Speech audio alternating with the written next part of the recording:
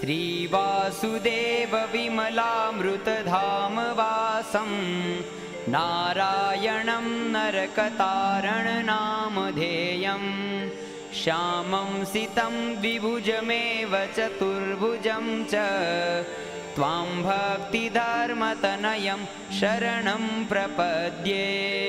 शिक्षार्थमत्र निजभक्तिमतां नराणां मेकान्तधर्ममखिलं परिशीलयन्तम् अष्टाङ्गयोगकलनाश्च महाव्रतानि त्वां भक्तिधर्मतनयं शरणं प्रपद्ये। श्वासेन साकमनुलोमविलोमवृत्त्या स्वान्तर्बहिश्च भगवत्युरुधा निजस्य पूरे गतागतजलाम्बुदिनोपमेयं त्वां भक्तिधर्मतनयं शरणं प्रपद्ये। बाह्यान्तरिन्द्रियगणस्वसनादिदेव मृत्युद्भवस्थितिलयानपि जायमानान् स्थित्वा ततः स्वमहसा पृथगीक्षमाणं त्वां भक्तिधर्मतनयं शरणं प्रपद्ये।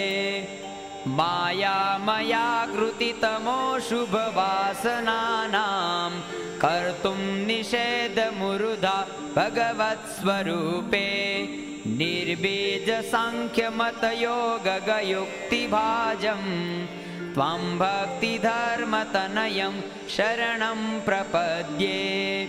दिव्याकृतित्वसुमहस्त्वसुवासनानां सम्यग्विधिं प्रथयितुं च पतो। सहजानंद स्वामी महाराज की जय।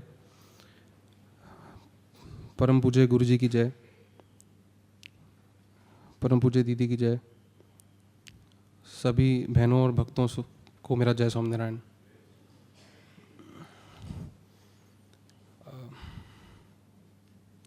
सबसे पहले मैं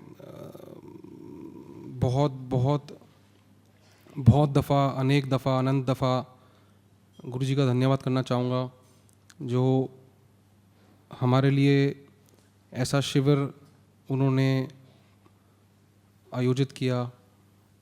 सब बहनों से, मंदिर के स्टाफ मेंबर से, जिन्होंने ये सब अरेंजमेंट्स हमारे लिए करते हैं, हमारी सहूलियत के लिए बहुत धन्यवाद। एक्चुअली वो उस दिन बात हो रही थी कि गुरुजी भी कह रहे थे कौशिक भाई से पूछ के कि ऑलमोस्ट 250 लोग हर रोज़ आ रहे हैं। ये बात भी हुई कि जैसे मलकानी अंकल इतनी दूर से हर रोज़ आ रहे हैं, अंकल टुलिप गार्डन से इतनी रोज़ दूर से आ रहे हैं, नोएडा से कुछ भक्त दूर से आ रहे हैं।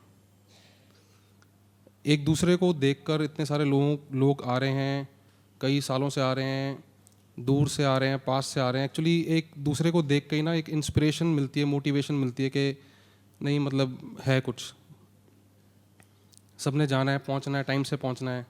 सब अपने ऑफिस काम सब छोड़कर आते हैं। उसका एक और बहुत बड़ा कारण ये भी है, मैं समझता हूँ कि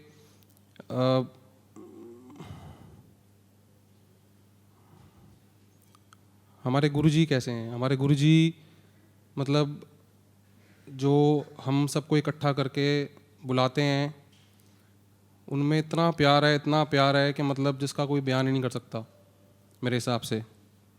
और मतलब मैं तो हैरान हूँ सुनकर, देखकर। जैसे कि दिवेश भैया की मम्मी को उन्होंने बोला कि आप चिंता मत करो, हम गाड़ी भेज के आपको बुला लेंगे, लेकिन आपने आना है। मतलब कोई खुद चला आए तो आए, मतलब गुरुजी कह रहे हैं कि हम आपको घर से बुला लेंगे गाड़ी भेज के।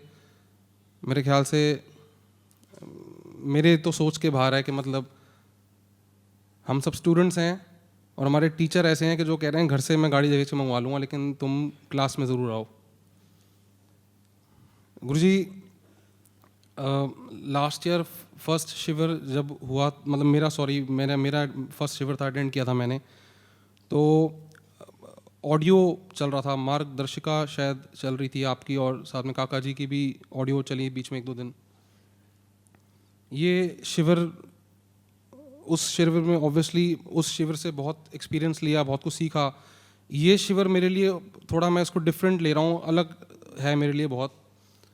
गुरुजी इस शिविर में ना मेरे को टेंशन हो गई है थोड़ी, मतलब मैं मतलब टेंशन में आ गया हूँ इस शिविर को अटेंड करके। वो इसलिए क्योंकि रिस्पॉन्सिबिलिटी ऐसा लगता है कि बढ़ गई है। कैसे बढ़ गई है कि एक तो पूज्य वशराज अंकल हर रोज़ यही मतलब सामने बैठते हैं, उनका तो रोज़ ही कहते हैं कि स्वामी की बातें मैं सुन रहा हूँ और इसको अंतर में टटोलो। तो टेंशन बढ़ जाती है कि मतलब ये तो मतलब जैसे ना डायरेक्ट कोई आदमी एक वेव दे रहा है कि ये बात तुमने रोज़ करनी है, सुननी है, और उसको तुमने मतलब। गुरुजी मैं 10 साल से ऑलमोस्ट जॉब कर रहा हूँ। तो जब जॉब्स में ना पहले जैसे हम ट्रेनिंग देते थे, तो होता क्या था कि पहले हम ना ये देखते थे कि ट्रेनिंग किस चीज़ पे देनी है एम्प्लॉयज़ को, स्टाफ को ट्रेनिंग किस चीज़ पे देनी है, क्या चीज़ कमी है उसकी ट्रेनिंग देनी है। फिर ट्रेनिंग देने के बाद उनसे हम फीडबैक लेते थे कि बताओ तुम्हें ट्रेनिंग कैसी लगी। तो आपको तो पता है हमारे बारे में कि हमारे अंदर क्या कमी है, तो उस हिसाब से आपने इस बार ट्रेनिंग अरेंज की है सारी, जो आपने स्वामी की बातें शुरू की और सब चल रहा है। और बड़ा अच्छा आपने बात बोली कि स्वामी की बातें सत्संग in day to day life, कि मतलब हर रोज़ की ज़िंदगी से जुड़ी हुई बातें हैं। फीडबैक काफ़ी लोग दे चुके हैं अपना, आज मैं भी कुछ अपना दे रहा हूँ विचार के भी क्या है। लेकिन गुरुजी थर्ड स्टेप आता था, पहला था कि ट्रेनिंग मिलती थी, फिर ट्रेनिंग का फीडबैक लेते थे कि तुम्हें कैसी लगी ट्रेनिंग, क्या अच्छा लगा, क्या बुरा लगा, और उसके बाद उस ट्रेनिंग के हिसाब से अगर तुम चलोगे उसका रिव्यू होता था। मतलब उस ट्रेनिंग का रिव्यू होता था कि अगर तुम जो तुम्हें सिखाया गया है उसके हिसाब से अगर चल रहे हो तभी तुम्हारी परफॉर्मेंस अच्छी होगी, मतलब ऐसा मतलब एक सिस्टम हमारा होता था। तो यहाँ पे जो हमारी परफॉर्मेंस है सबकी, वो तो गुरुजी को पता ही है। ये तो खैर मैं माफ़ी चाहता हूँ, लेकिन मुझे करीब 1.5 साल हुआ है संगत से जुड़े हुए, लेकिन मेरा 150% ये विश्वास है, 101 नहीं 150% विश्वास है कि 24 घंटे गुरुजी हमें देख रहे हैं, 110%। शायद आपको हंसी आए या आपके साथ कभी ऐसा हुआ हो पता नहीं, बट मेरे साथ तो ऐसा होता है कि मैं उस दिन मंदिर आ रहा था अभी शिविर में ही, तो ऑफिस से निकला घर से, वाइफ को बच्चों पिक करके मैं आ रहा था, तो मेरे घर और मंदिर में मुश्किल से 4 मिनट का फ़र्क होगा, 3-4 मिनट लगते होंगे आने में, 5 मिनट लग जाते होंगे अगर रेड लाइट मिल जाए तो। उस 4-5 मिनट के अंदर भी गुरुजी मेरा ना मतलब मुझसे रहा नहीं गया, और एकदम से ना मैं शुरू हो गया अपने एक ऑफिस में लड़के की बुराई करनी शुरू कर दी मैंने कि यार वो लड़का ऐसा है, वो ऐसा करता है, काम नहीं करता, पीछे सुना उसने घपला किया पैसे का, ये कर दिया वो कर दिया, पता नहीं क्या क्या चीज़ें। मंदिर आया तो उसी दिन गुरुजी की वाणी में आया कि चाहे हम गुण किसी के देखें ना देखें, दोष तो देखने ही नहीं है। मेरे को फिर टेंशन होगी, मैंने कहा यार तो मतलब इमीडिएट ही मतलब जैसे कहते हैं ना रिव्यू मिल गया सामने कि भी क्या है क्या नहीं।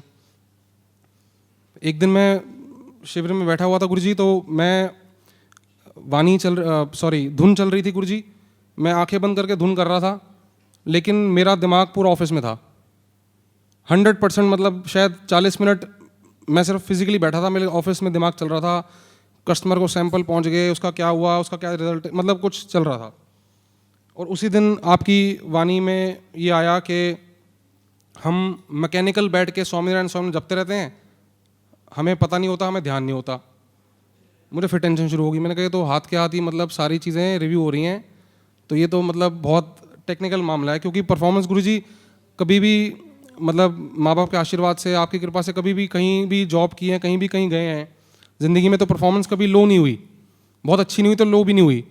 तो मुझे टेंशन होगी, मैंने कहा ये तो हाथ के हाथ ही इसका रिव्यू मिल रहा है, तो बहुत मतलब सिचुएशन थोड़ी मतलब क्रूशल है।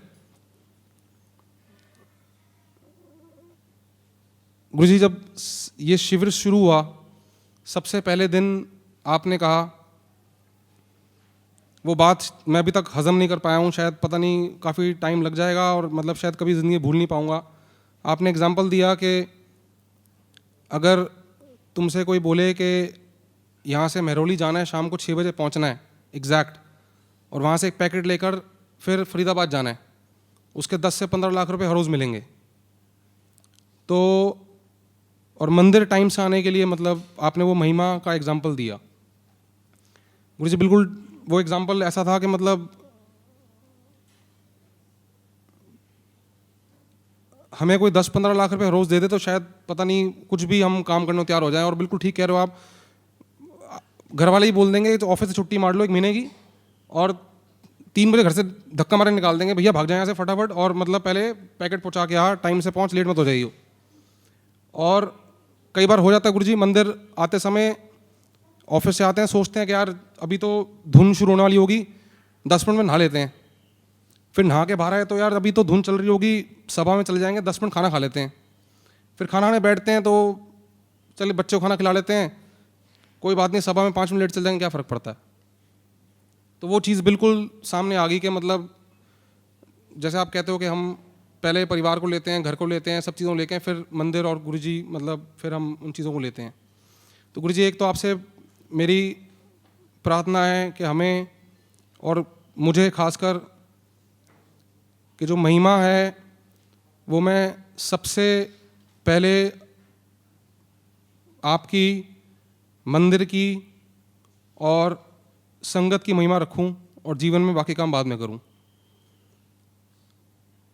दूसरी बात गुरुजी, जो इस शिविर में एक मैंने आज तक कभी फील नहीं की थी, उस तरह से फील नहीं की थी जो आपने समझाया, जैसे आपने उस दिन समझाया एग्जाम्पल देकर के घर में भी लोग होते हैं जिनके साथ हमारे विचार नहीं मिलते, तो संगत में भी होंगे, सब होते हैं, और हमें उनको मतलब स्वभाव युक्त नहीं देखना, उनको हमने संबंध युक्त देखना है कि मतलब जैसे कि इनका संबंध भी योगी जी महाराज से है, इनका संबंध भी पापा जी महाराज से है, काका जी महाराज से है, तो सब संबंध के हम जुड़े हुए हैं। तो गुरुजी, ये मैंने कभी ऑनेस्टली मैंने कभी ऐसा सोचा नहीं था। बिल्कुल ठीक कहा आपने, और मतलब इस चीज़ पे चल सकें कि किसी में भी कोई दोष ना देखें और सबको समझें कि सभी हमारे जैसे और मतलब हमसे जुड़े हुए हैं, क्योंकि जैसे हम अपने आप को समझते हैं कि हम बहुत आभारी हैं, काका जी महाराज का बहुत आभारी हूँ मैं, आपका बड़ा आभारी हूँ कि आपने इस लायक समझा मुझे, कि इस संगत में जोड़ा, इस सत्संग में जोड़ा, इस मंदिर में मुझे एंट्री दी। उसी तरह सब लोगों की कभी ना कभी एंट्री हुई और सब जुड़े, तो बहुत बहुत मैं मतलब उस चीज़ को मानता हूँ और समझता हूँ कि ऐसा कभी ना हो मुझसे। इस शिविर में गुरुजी एक चीज़ और मैंने ऑब्जर्व की कि जैसे कई बार डॉक्टर्स भी कहते हैं कि बहुत स्ट्रॉन्ग मेडिसिन खाने से असर नहीं होता, कई बार छोटी सी क्रोसिन खा लो उससे भी असर हो जाता है। तो आपने जैसे बोला कि डे टू डे लाइफ की बातें हैं स्वामी की, और जिस तरह आप उसको एक्सप्लेन कर रहे हैं इतनी कंसंट्रेशन के साथ कि मैं हैरान हो गया कल। मतलब आपने जैसे, आपके लिए हम सब बराबर हैं, लेकिन आपने जैसे एकदम से बोला राकेश अंकल को कि अब आज तुम रहने दो, टाइम हो रहा है, मुझे आज सभा करनी है। मतलब आपको सभा करने की, हमें सिखाने की, हमें मतलब उस तरह से चलाने की इतनी ज़्यादा मतलब वो है कि शायद हमें सीखने की इतनी नहीं होगी, लेकिन मैं मतलब बहुत बहुत आपका आभारी हूँ कि आपको इतनी ज़्यादा हमारी वो है कि हम सीखें, समझें और करें। एक एक लाइन को मेरे ख्याल से पूरे 40-45 मिनट में वशाद जी 7-8 लाइनें पढ़ते होंगे, और उसको आप इतनी डिटेल में एक्सप्लेन करते हैं, उसको समझाते हैं। मैंने पीछे कुछ दिन पहले दीदी से भी रिक्वेस्ट की थी, मैं दीदी जब ये शिविर ख़त्म हो जाएगा तो एक बार प्लीज़ गुरुजी से रिक्वेस्ट करना कि उनकी अगर ये सीडी बन जाए इसकी, तो सारी चीज़ें हम दोबारा सुने, कुछ शायद हमारे भेजे में जाएं। गुरुजी, एक मेरा शायद एक क्वेश्चन भी था और माइंड में है, या कभी आपसे फिर पूछूं, पता नहीं। एक मेरे को लगता है जैसे आपने उस दिन बोला था कि एक तो हम सुधरना चाहते ही नहीं है, हम अपने स्वभाव नहीं छोड़ना चाहते, हम इतने मतलब कंफर्ट लेवल में जा चुके हैं अपने कि हमारी आदतों से मजबूर हो चुके हैं, हम छोड़ना नहीं चाहते। और कल आपने एक बात बोली थी कि अगर तुमसे स्वभाव यहाँ नहीं टलते तो तुम भगवान पे छोड़ दो कि चलो महाराज जैसे आप कहोगे हम तो आपके साथ हैं। गुरुजी, ये तो कंफर्म है कि मतलब मैं कंफ्यूज हूँ, मुझे समझ नहीं आता कि हमारे स्वभाव नहीं, हम खुद नहीं छोड़ना चाहते, या हम कंप्लीटली 100% गुरु पे सरेंडर नहीं करते। तो ये कन्फ्यूज़न आप ही दूर कर सकते हो, मतलब पता नहीं, लेकिन जो भी कन्फ्यूजन है और जो भी इसका रास्ता है, ये प्लीज़ इस पे थोड़ा सा बताइएगा, क्योंकि मैं बहुत कंफ्यूज हूँ दोनों चीज़ों से। कि ये तो मुझे पता है कि स्वभाव नहीं छोड़ पाते, कंफर्ट लेवल है कुछ स्वभावों का, और ये भी कंफर्म पता है कि 100% डिवोशन हमारी कहीं ना कहीं नहीं है। बस आपसे इतना आशीर्वाद चाहिए, आपसे इतनी विनती चाहिए कि बस ये कर सकें, निर्दोष भाव रख सकें, और मंदिर की महिमा रख सकें। एक आखिरी बात मैं बस ये कहना चाहूँगा कि गुरुजी ने उस दिन बोला सभा में कि गुरु कभी किसी चीज़ से नाराज़ नहीं होता, ये तुम्हारे मन का छोड़ है, तुम सोचते हो कि गुरुजी ने हमारी तरफ देखा नहीं, गुरुजी ने हमारी तरफ ये नहीं किया। एक्चुअली गुरुजी क्या है कि ना, पता नहीं मुझे बोलना चाहिए नहीं चाहिए, लेकिन ना जैसे कोई चीज़ या कोई स्वभाव हमारा होता है, जैसे क्रोध हमने किया, घर पे किया या ऑफिस में कहीं भी बात हुई, तो एक दो दिन जब मैं उसके बाद मंदिर आता हूँ ना, तो obviously we are artificial, lot of things in us is artificial. तो जब उसका मंदिर आता हूँ तो पता नहीं ऐसा होता गुरुजी कि जैसे ना आपकी नज़र ही नहीं पड़ती, तो गिल्ट होती है हमारे अंदर। वो हम सोचते हैं कि आज गुरुजी ने देखा नहीं, तो मतलब शायद गुरुजी ने देख लिया है कि वहाँ पे मैं क्रोध कर रहा था या कुछ कर रहा था, तो गुरुजी नाराज़ है।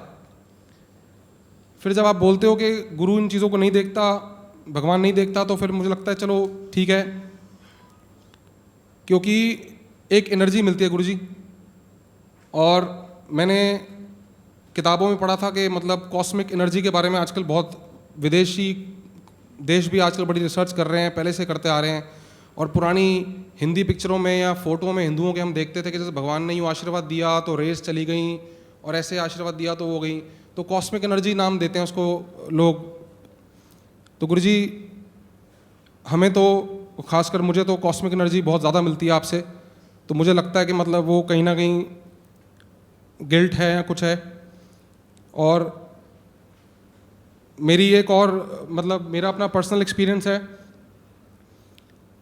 एक बार प्रवचन में आया था कि योगी बाबा जी के सामने कोई व्यक्ति आया, उसने पूछा कि कोई चमत्कार दिखाओ। तो योगी बाबा जी ने उनको बोला कि तुम मेरे सामने बैठे हो, ये चमत्कार है। गुरुजी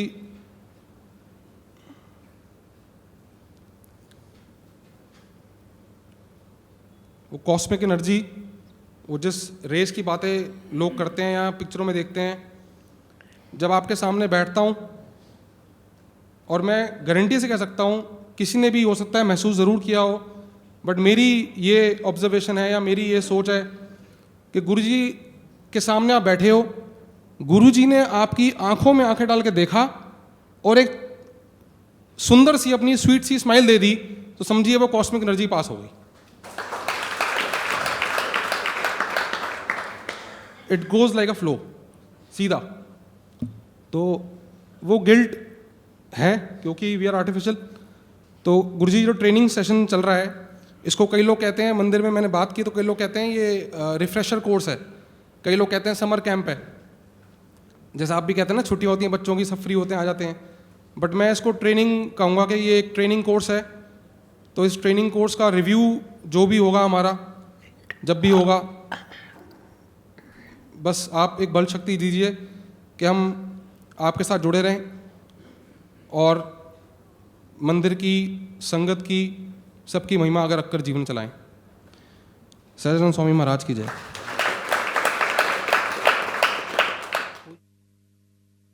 स्वामी की बातें पढ़ेंगे। मैंने ये दीपक की भी बातें भी सुनी। जब से ये प्रभाकर ने बात करी है, दूसरी कल दिव्येश ने बात करी, जो नीचे मेरे साथ बैठते करते रहते हैं, मैं बोलता नहीं बात, सभी ने बात बहुत अच्छी करी, लेकिन मुझे सबसे ज़्यादा बातें पसंद आई प्रभाकर की और दिव्येश की कल।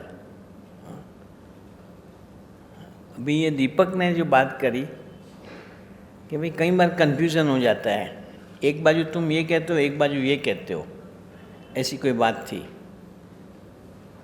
काका जी एक बार बोलते थे, ये बात पहले भी मैंने दोहराई है कि spiritual knowledge if conceived partially आधा,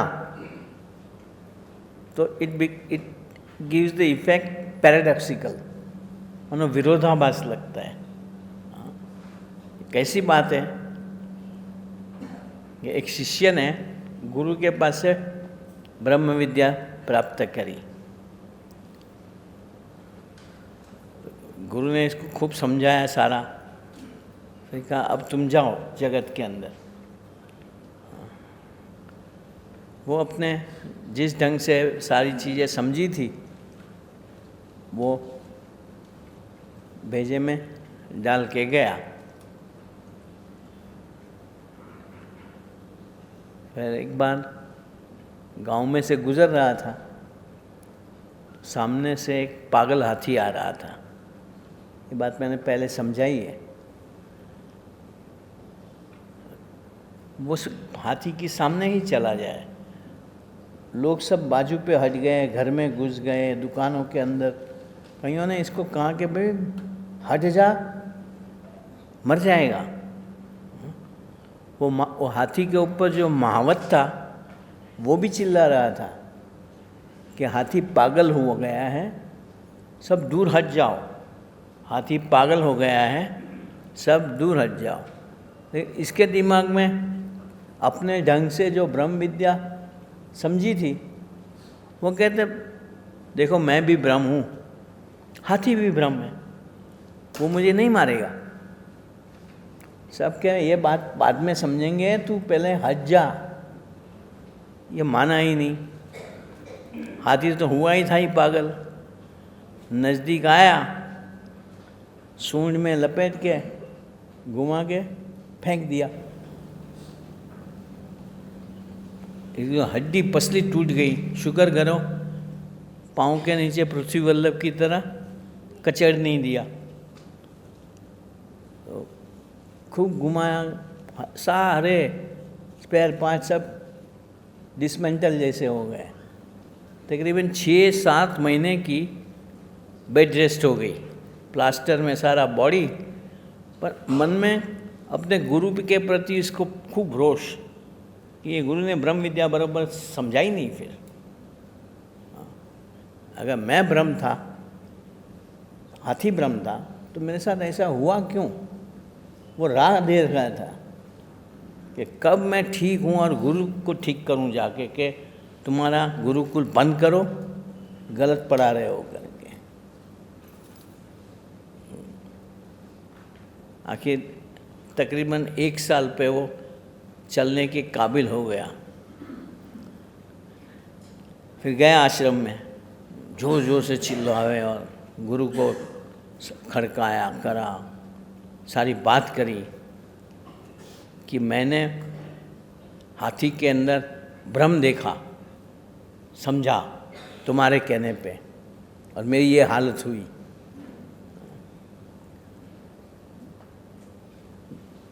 गुरु ने उस समय ध्यान से नहीं सुना होगा, तो तू फिर से नैरेट कर क्या हुआ। तो उसने सारी बात करी।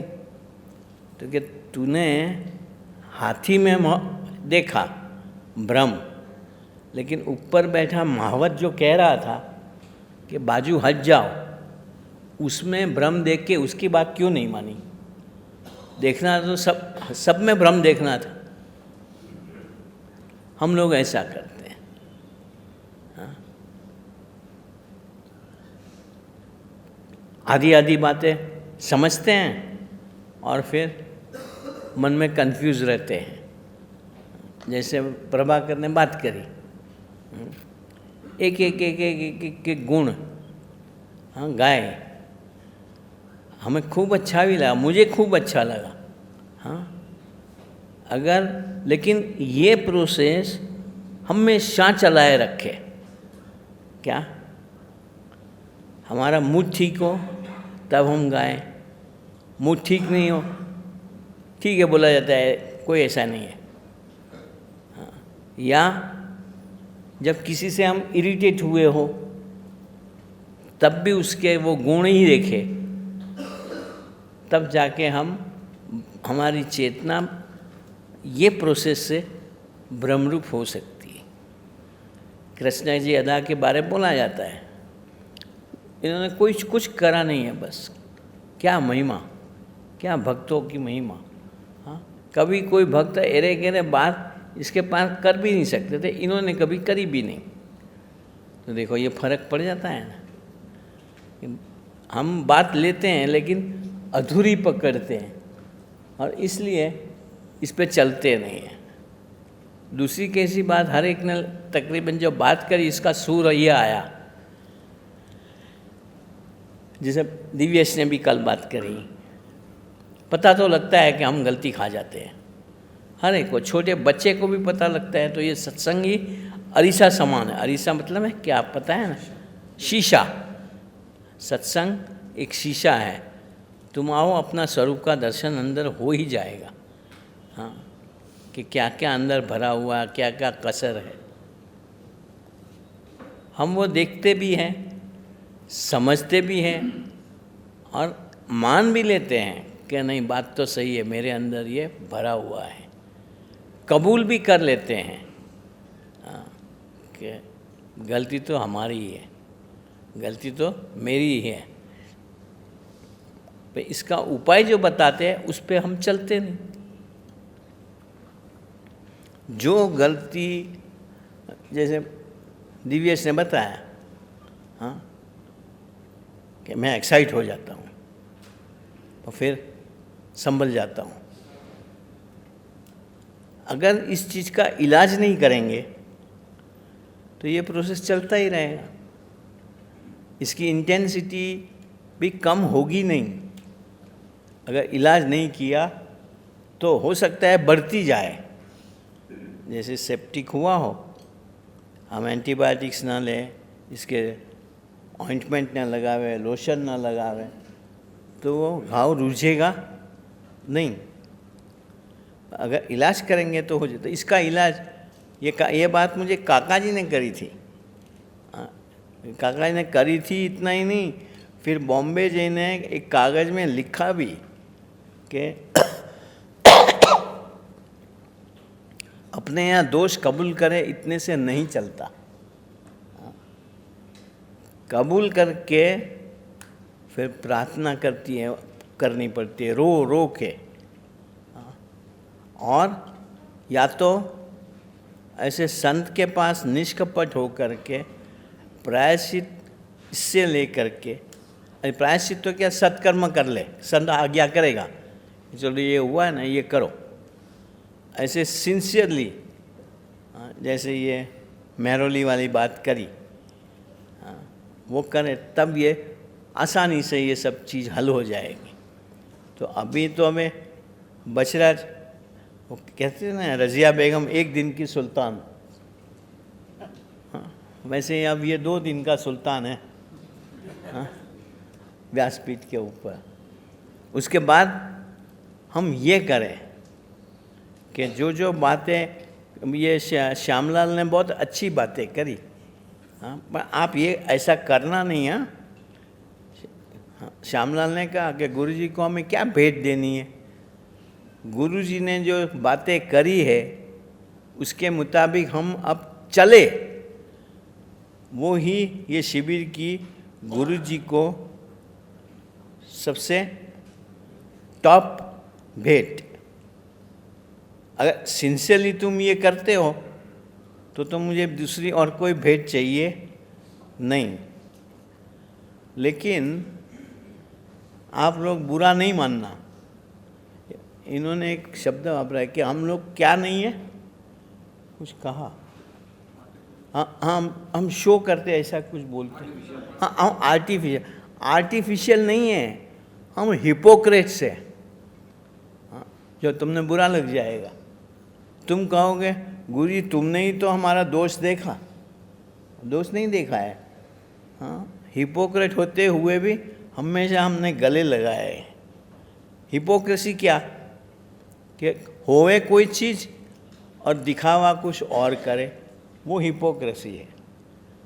हम क्या करेंगे, बरत नहीं पाएंगे, पर ऊपर से शाने होके रहते हैं। जैसे कहीं मैं देखता हूँ फैमिलीज़ के अंदर, हो, यहाँ सत्संग में आते हैं एक दूसरों के साथ तो हो इतने प्रेम से सुहृद भाव से एक दूसरे के गले लगा पे कोई बोल जावे तब भी, और घर के अंदर रायट ही चलता है आपस में, वो हिपोक्रेसी। भगवान को हम हर जगह हाजिर। काका जी ने एक बार यहाँ तक कहा कि टॉयलेट में तुमने करा हुआ संकल्प भी मैं तारदेव में देखता हूँ। सुन, हाँ, तो इतना हम डर रखे तो अभी तो हमें 2 दिन के बाद ये करना है कि जो सुना है उसको अंदर पकड़ के ढूंढ के उसके मुताबिक सिंसियरली चले। चलो अब पढ़ो। वाँच्યું ના બોલવાનું નહીં, તો બહુ બોલ્યો યાર। બોલવાનું તો ત્યાં જવું પડે ને, હોટ સીટ પર નહીં। ये पारायण है करो પછી 2 મહિનામાં, नहीं तो बाद में कोर्स अधूरा रह जाएगा तो एक्स्ट्रा क्लासेस लेने पड़ेंगे। સહજાનંદ સ્વામી મહારાજની જય। સ્વામિનારાયણ હરે स्वामी ने बात करी।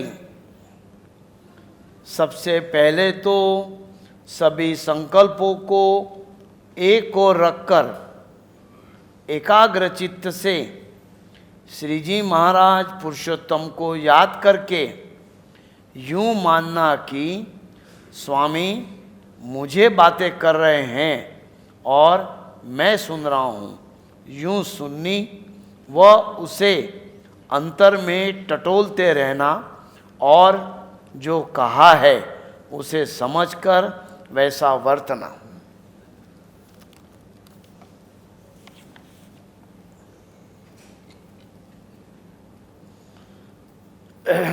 स्वामीनी वातो प्रकरण 4 વાત 128 में। સ્વામિનારાયણ રે સ્વામીએ વાત કરી જે સંગનો ભેદ એમ છે જે 100 જન્મે એકાંતિક થવાનો હોય તે આજ થાય। देखो हमें ऐसा संग तो मिल चुका है, काका जी की गोद में बिठा दिए।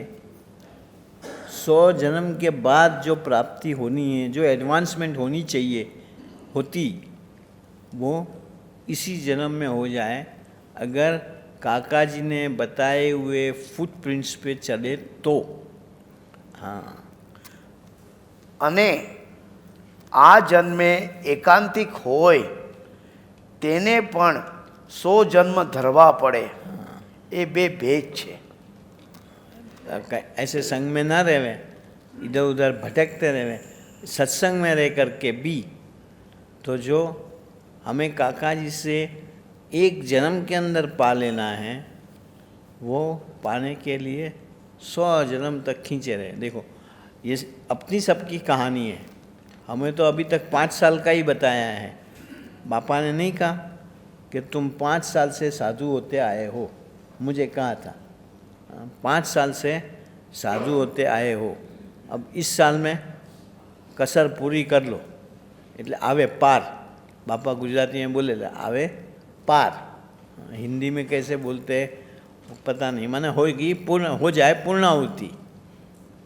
मैंने एक बार फिर पूछा काका जी को कि ये कसर करते हैं, हमें पता लगे तो ना, ठीक है क्या पता लगे, पर अपने बल से तो वो टलने वाली है ही नहीं।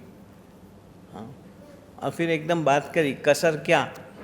हाँ, प्रगट स्वरूप को सर्वोपरि करता हरता सर्वज्ञ मानना, वो कसर, वो नहीं मानते हैं, वही बात है।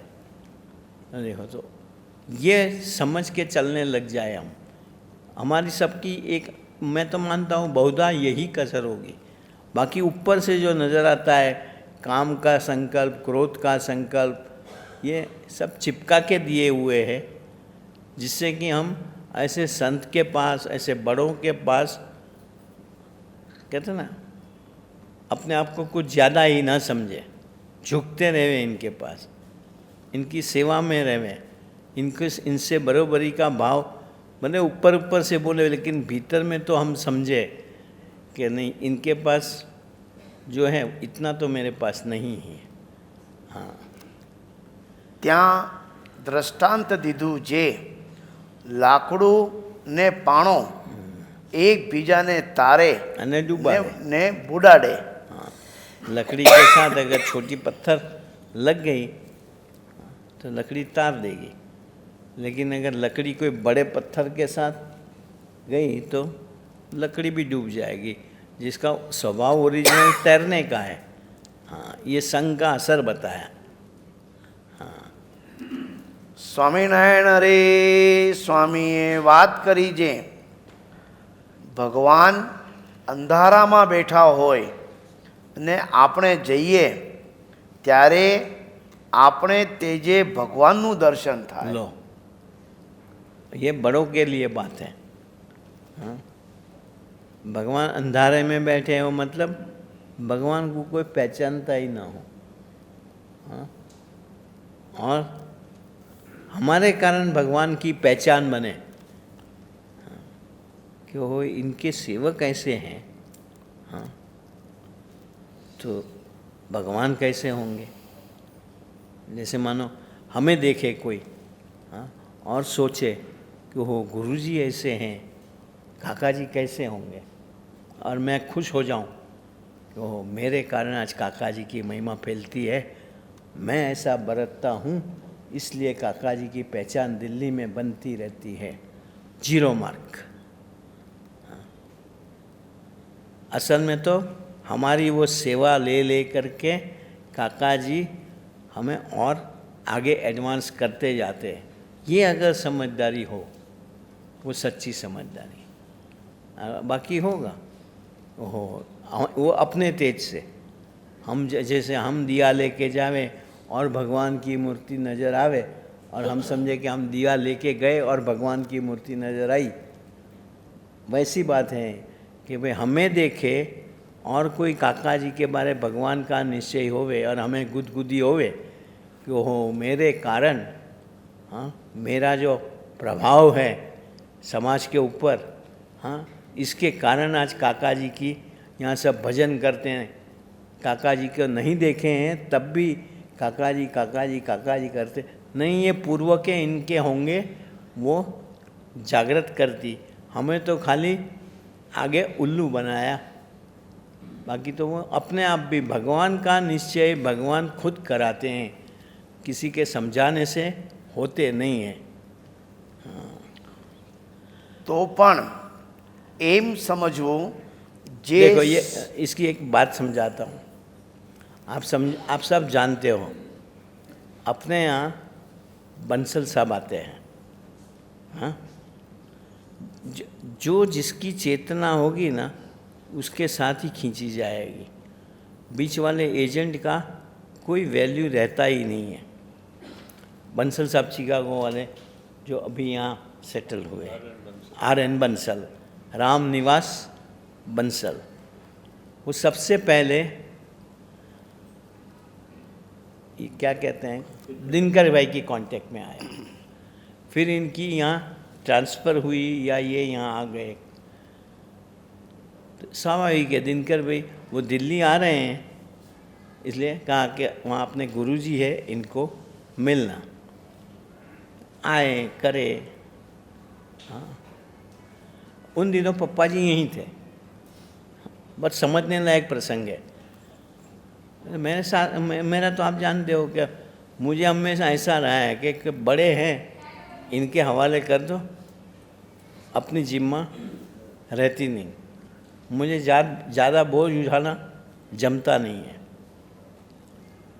तो पप्पा जी यहाँ थे और हम जाने वाले थे मलकानी के फार्म पे, तो मैंने कहा कि अब मेरे पास आए थे समझो, तो जो थोड़ी देर भी बैठे मैंने काका जी की महिमा खूब गाई, और पप्पा जी के पास जाते थे, मेरे को चलो पप्पा जी के पास जाना है, पप्पा जी आए हैं।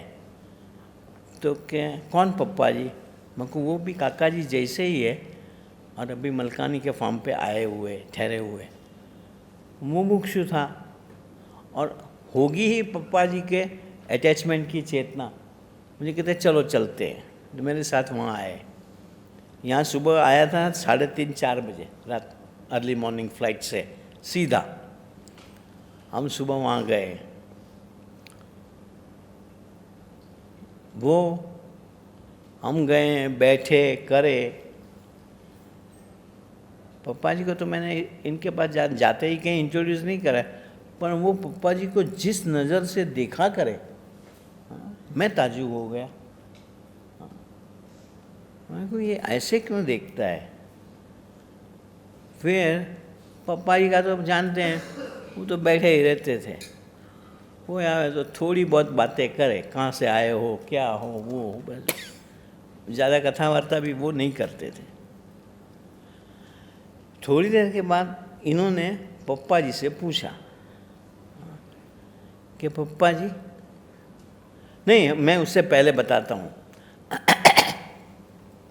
इन्होंने मुझे अशोक विहार में पहले ये बताया था कि मैं आपके पास आया हूँ, मुझे देखा, पर मुझे जो सपने में मिले थे वो ये नहीं है, आप नहीं हो, ऐसा कुछ कहा था, अभी याद आया बीच में। तो मैं समझा ऐसे काका जी ने ही दर्शन दिए होंगे जो मेरे पास भेज दिया है वो।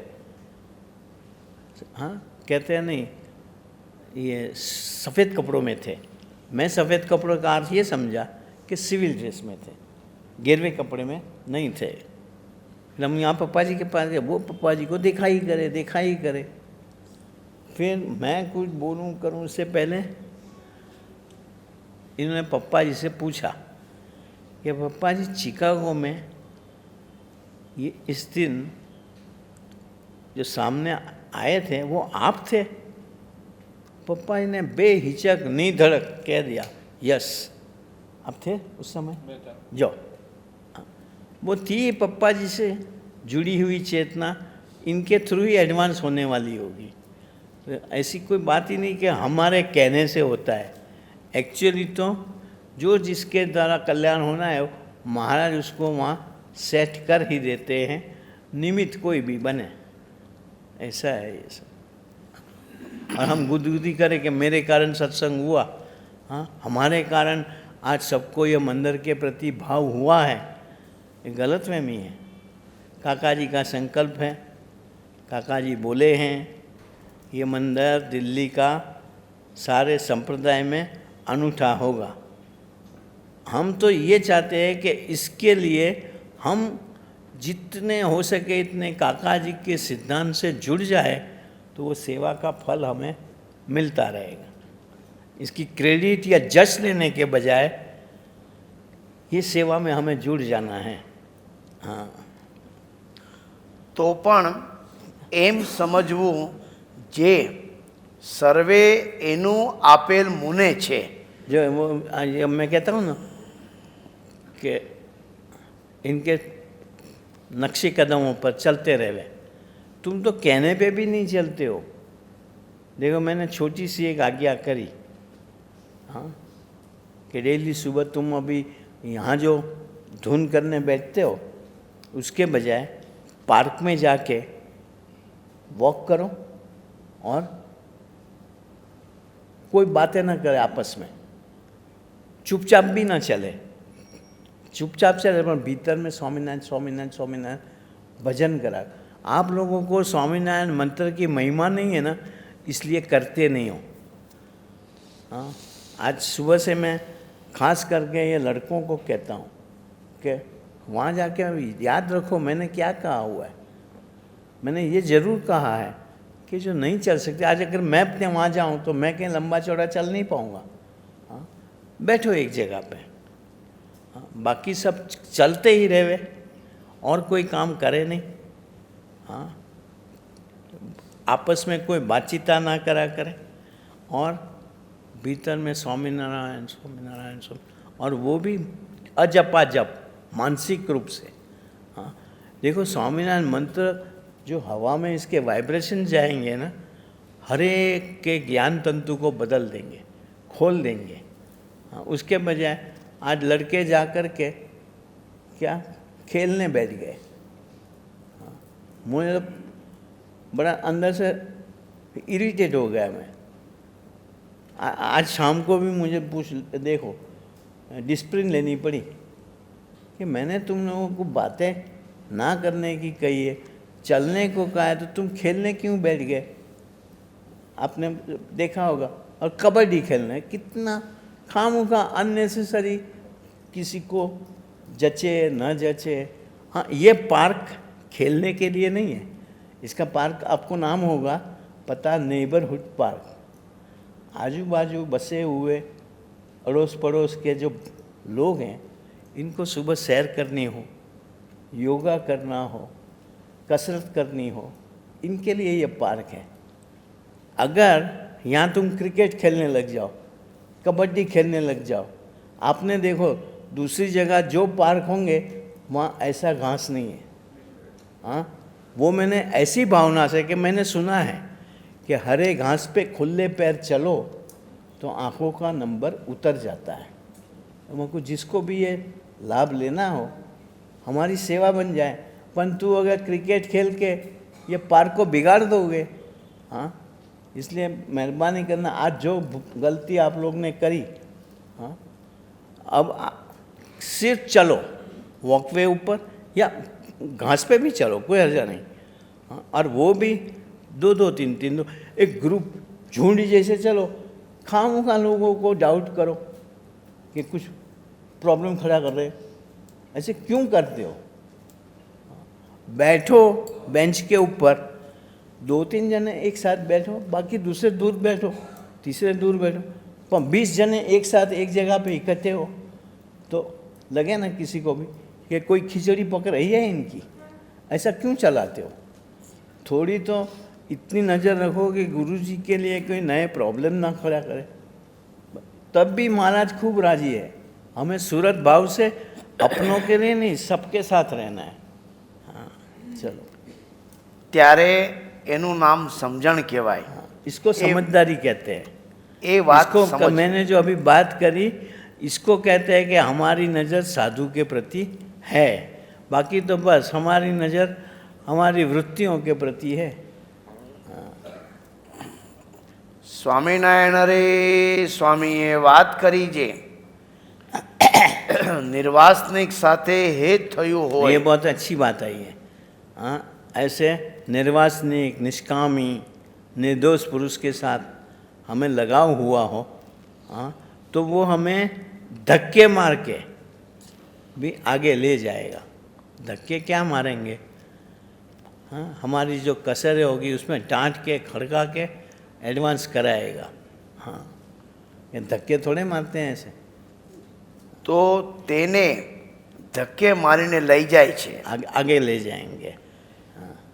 તે તો સવાસનિકને કેમ જણાય જે મારે હેત થયું છે? हाँ, अभी हमारा सवाल आया, हाँ, कि जो वासना वाला हो, हाँ, उसको कैसे पता लगे कि मुझे ऐसे निर्वासनिक पुरुष के साथ लगा हुआ है?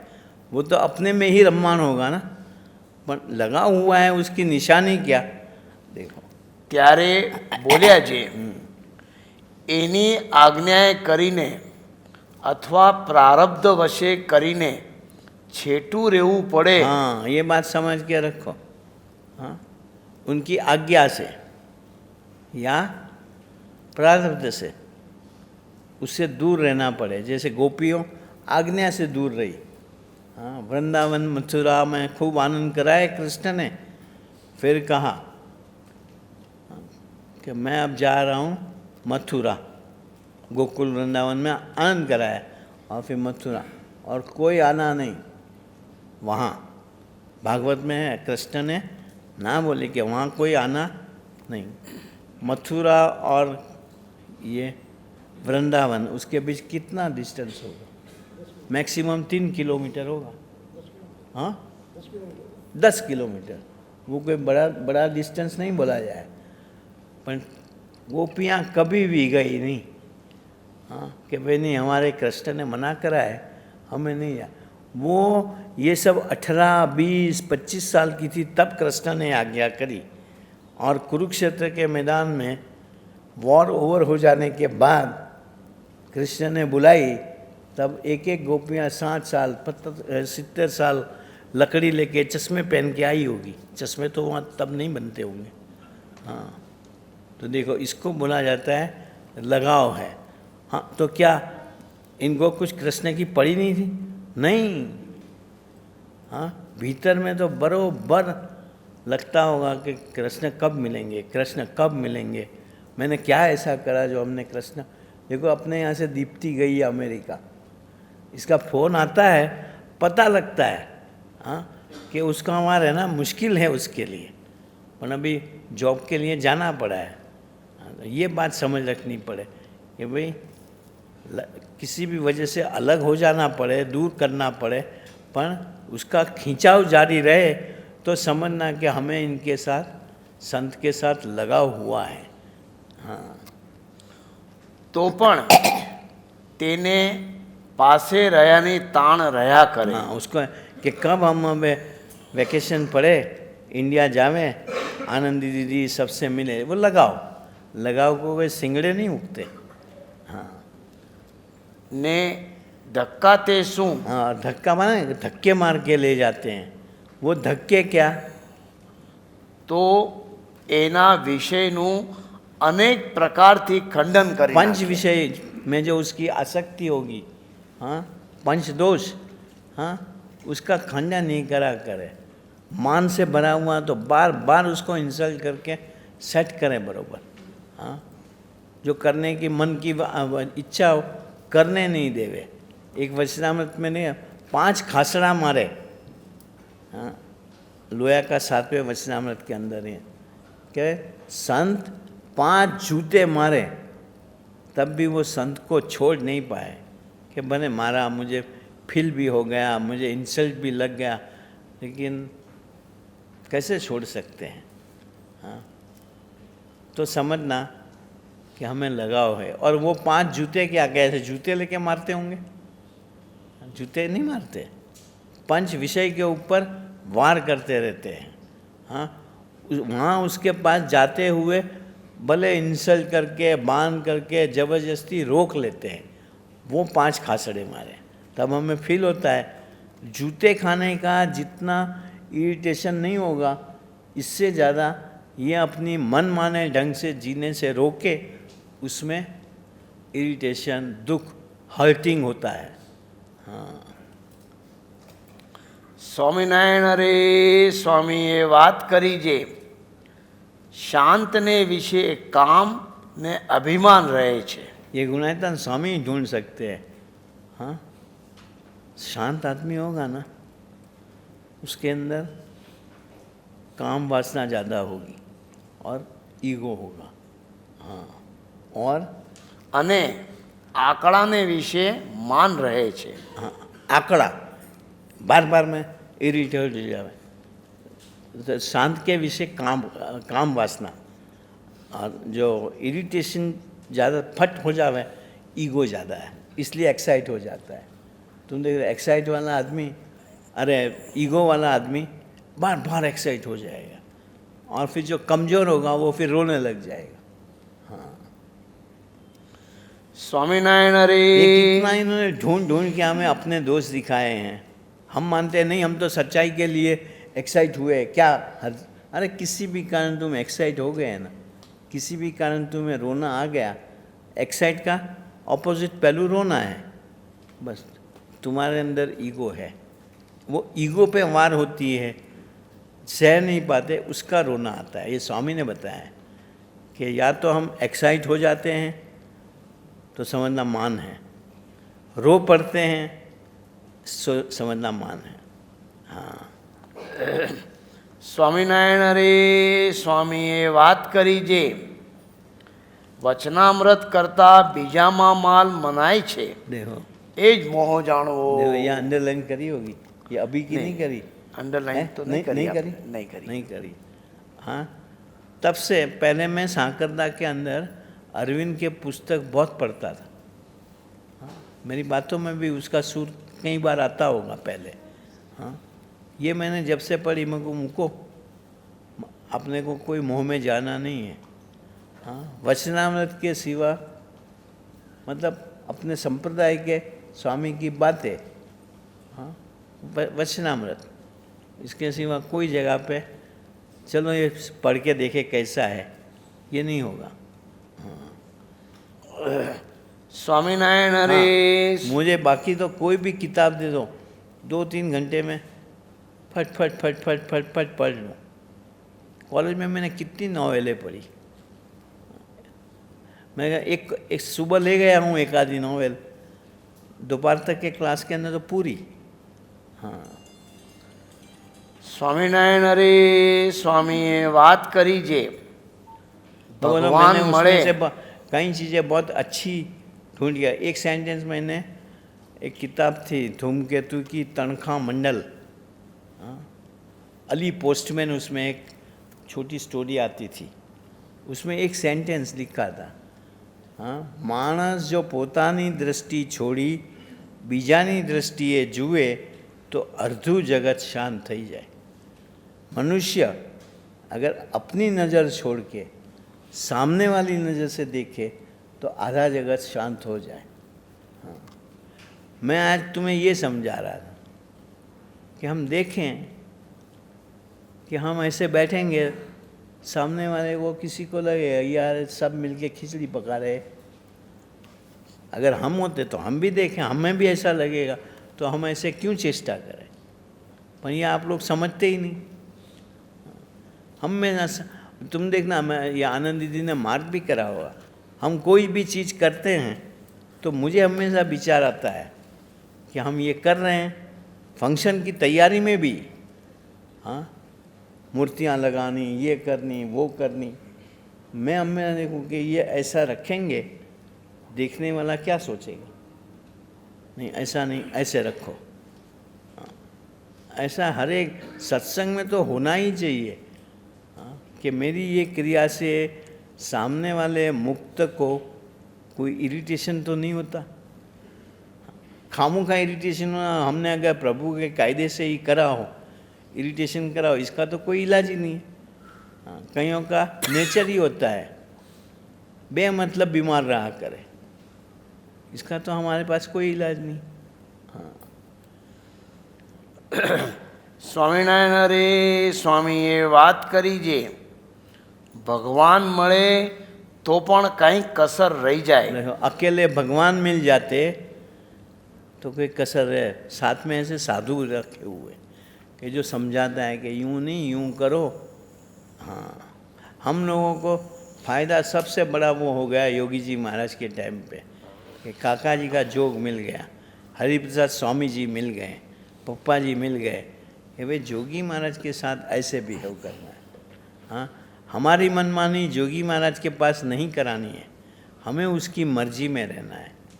हाँ, પણ આ સાધુ મળે તો કંઈ કસર રહેવા દે નહીં। આ साधु यानी ऐसे गुणातीत भाव को पाए हुए, वहाँ या तो उसी दिशा में एडवांसमेंट करते हुए साधु मिल जाए, उसके संग से कसर नहीं रहेगी, वो रोकेगा, ऐसे मत कर।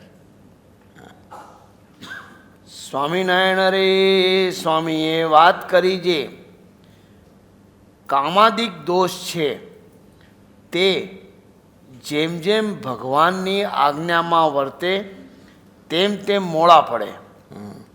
ये बात समझ के रखना, कामादिक दोष है, जैसे जैसे भगवान की आज्ञा में रहेंगे वो ढीले होते जाएंगे, हमें प्रयत्न वीक होते जाएंगे, क्योंकि जीव बलवान होता जाएगा। आज्ञा, ये प्रोसेस ऐसा है कि आज्ञा पर चेतना बलवान होती जाती है, इसलिए फिर दोषों का जोर चलता नहीं, दोष अपने आप कमज़ोर होते जाएंगे, फिर शेड ऑफ हो जाएंगे। પણ बीज रूपे तो रहे। हाँ, ये बात भी समझ। और वो शेड ऑफ कब हो जाएंगे? बड़े संत की कृपा होगी तब, नहीं तो कमज़ोर हुए दोष फिर बाहर के वाइटामिन्स मिल गए तो और दोबारा बलवान हो जाएंगे। ये बात आगे ये थी। हाँ, एक बार तो स्वामी, इसका मतलब ये रहा कि दोष रहित तो हम ऐसे संत कृपा करे तभी होंगे। हाँ, इनके अपने साधन से, अपने प्रयत्न से, आज्ञा में रहने से भी कमज़ोर हो जाएंगे, लेकिन बीज रूप तो वैसे बड़े संत कृपा करे। और कृपा किस कारण होती है वो तो वो क्या वो गाता है ना, संतों की मौज कब आवे। हाँ? भिक्खू ये संत कैसे मौज में आ जावे पता नहीं लगता है। नहीं, गुणातीतानंद स्वामी ने एक बार कहीं जा रहे थे, हाँ, तो एक बेर का पौधा था। स्वामी ने दृष्टि करी वहाँ बैठे हुए, देखा करा उसे। हाँ, स्वामी फिर एकदम बोले कि बेर का कारण शरीर टल गया, अब ये दोबारा उगेगी नहीं। तो जागा स्वामी ने हम लोगों के लिए सवाल पूछा। जागा स्वामी तो पता ही था क्या बात हुई करके। तो जागा स्वामी ने पूछा कि स्वामी, बेल का कारण शरीर कैसे टले, आपने कह दिया।